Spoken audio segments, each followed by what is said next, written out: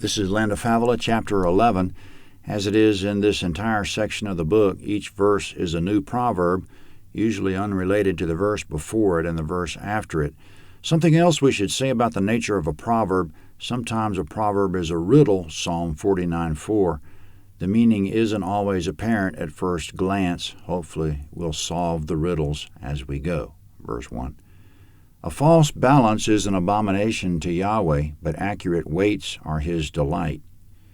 Comment: weights and balances are used in trade to measure out the product. A dishonest vendor weighs the product falsely. He says he's giving a certain amount of product, but he gives less. This is an abomination to God in verse 1. An accurate weight is God's delight. If we make an error in business, it should be on the side of delivering more than advertised. Verse 2. When pride comes, then comes shame, but with humility comes wisdom. Comment: a prideful person intends to get honor, but he gets shame. The humble person is in a position to gain wisdom. The humble person is teachable. A proud person is too hard-headed to learn anything. We want to be humble and not proud is the message. There is reward and punishment involved. The humble are rewarded with knowledge, the proud are punished with shame. Verse 3. The integrity of the upright shall guide them, but the perverseness of the treacherous shall destroy them. Comment: integrity is a guide. Do we want to know what to do? Do the right thing. That's the thing to do. But perverseness wrecks us. At many of life's decision points, there's no right or wrong either way, and this proverb doesn't apply. When there is a right and wrong, the right way is obviously the way to go. Verse 4. Riches don't profit in the day of wrath, but righteousness delivers from death. Comment: riches don't profit in the day of wrath. A man's riches don't do him any good on Judgment Day. The disciples were confused about that. They thought riches were a sign of God's favor. When Jesus said it's hard for a rich man to enter the kingdom of heaven, they were astonished. They said, in effect, if it's so hard for the rich to get into the kingdom, the rest of us don't stand a chance. Matthew 19:25. They didn't recall this proverb that riches don't profit in the day of wrath, but righteousness delivers from death. Verse 5. The righteousness of the blameless will direct his way, but the wicked shall fall by his own wickedness. Comment: righteousness is a guide, whereas wickedness will cause us to stumble. Verse 6. The righteousness of the upright shall deliver them, but the unfaithful will be trapped by evil desires. Comment: we're trapped by evil desire, so let's be careful what we desire. Let's get control of our desires. Verse 7. When a wicked man dies, hope perishes, and expectation of power comes to nothing. Comment: when a wicked man passes away and finds himself conscious in the hereafter, his hope perishes. He realizes all is lost. Verse 8. A righteous person is delivered out of trouble, and the wicked takes his place. Comment: on the highway of life, the righteous man and the wicked man pass each other going opposite directions. The righteous person is headed away from trouble, and the wicked into it. They're changing places. Verse 9.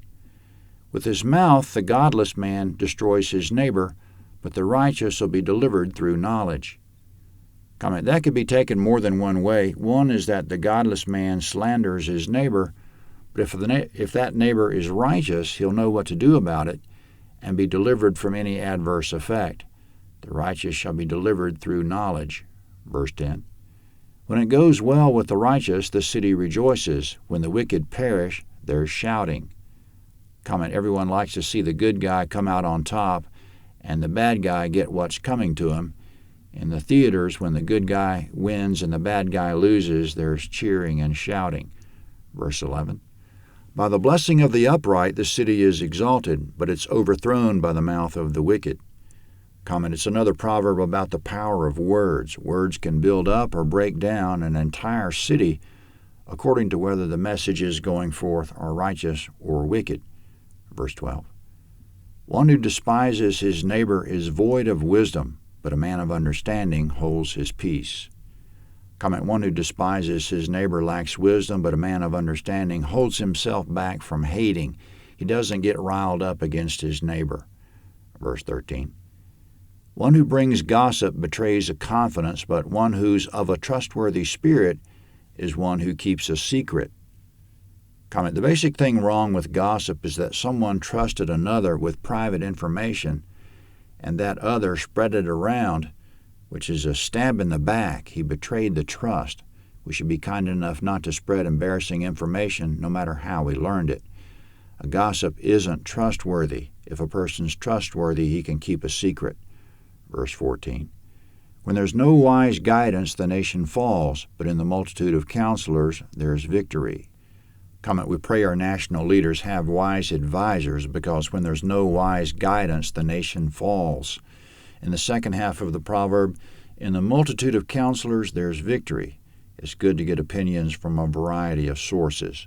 Verse 15. He who is collateral for a stranger will suffer for it, but he who refuses pledges of collateral is secure. Comment: it's a bad financial idea to give a stranger financial backing or to co-sign a loan for him, and it's a bad financial idea if it's a friend or relative. But apart from finances, if a person lends without expecting it back, that's good. Quote, your reward will be great, Luke 6:35. That's the same as giving to the poor. Your narrator told his sons long ago to stand on their own 2 feet as adults and don't plan on asking their father for anything. And that was the right thing to tell them, because it's better for them to give than to receive. I'd rather them be givers than takers. It's much more honorable. But if they were in need, you bet I'd loan to them, because it's better for me to be a giver than a taker also. Verse 16. A gracious woman obtains honor, but violent men obtain riches. Comment: that's probably to be read, a gracious woman seeks honor, but a violent man seeks riches. One of them aspires to something good, which is honor, and the other aspires to something evil, which is ill-gotten gains. Bottom line, there are people out there with good motives and bad motives. Don't trust just anyone. Verse 17. The merciful man does good to his own soul, but he who's cruel troubles his own flesh.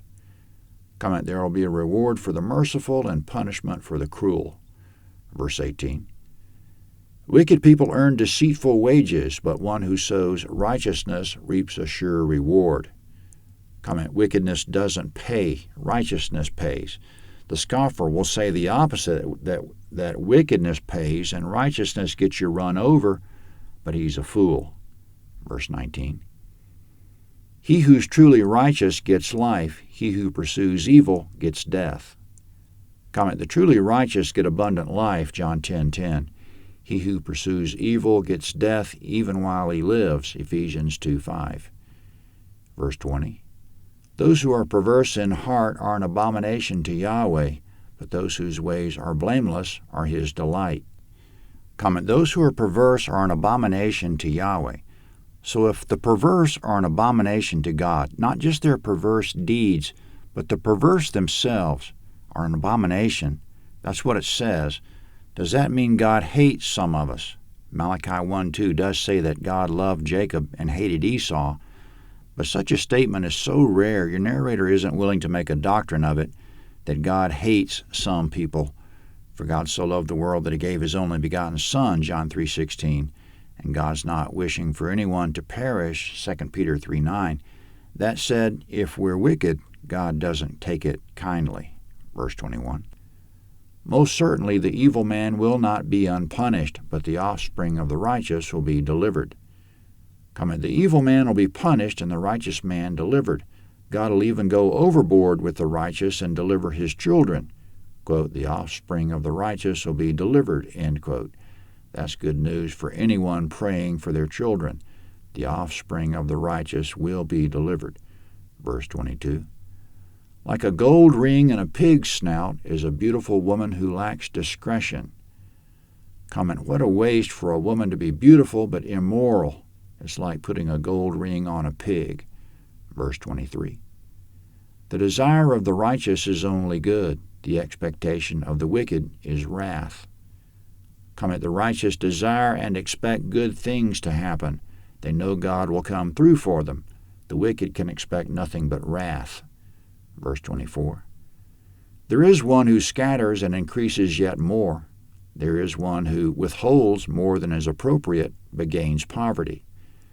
Comment, don't be surprised if it works the opposite way. You think that the generous man who spreads his wealth actually gets richer, and the stingy man who hoards his wealth gets poorer. Verse 25. The liberal soul shall be made fat. He who waters shall be watered also himself.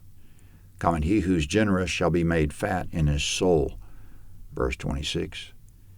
People curse someone who withholds grain, but blessing will be on the head of him who sells it. Comment, if the community needs grain and there's a hoarder who won't sell his excess, the community will curse him. They'll bless him if he sells. Verse 27. He who diligently seeks good seeks favor, but he who searches after evil, it shall come to him. Comment, good and evil return to the source. Verse 28. He who trusts in his riches will fall, but the righteous shall flourish as the green leaf. Comment, riches don't prevent us from falling. Righteousness not only prevents us from falling, it makes us flourish. Verse 29. He who troubles his own house shall inherit the wind. The foolish shall be servant to the wise of heart. Comment, if you trouble your family, you'll wind up with nothing. Or it could be just as well interpreted, if you trouble your family, you'll wind up bringing a storm on yourself. Verse 30. The fruit of the righteous is a tree of life. He who's wise wins souls.